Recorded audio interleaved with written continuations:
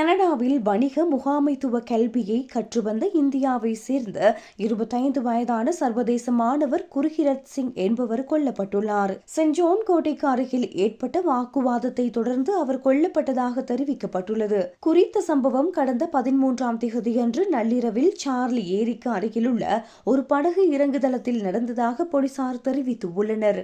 இந்த சண்டையில் பலர் ஈடுபட்டிருந்ததாகவும் சம்பவத்தின் போது மனோஜா படுகாயம் அடைந்ததாகவும் போலீசார் தெரிவித்துள்ளனர்.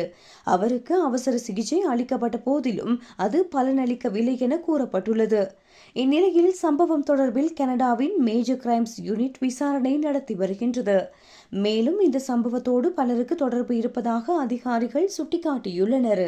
இருப்பினும் இதுவரை மேலதிக தகவல்கள் எதுவும் வெளியிடப்படவில்லை.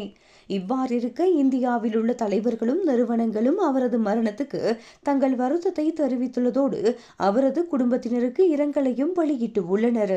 அவர் கல்வி கற்று வந்த பல்கலைக்கழகமும் அவரோடு படித்த மாணவர்களும் விசாரணையில் போலீசாருக்கு உதவியாக உள்ளமை குறிப்பிடத்தக்கது.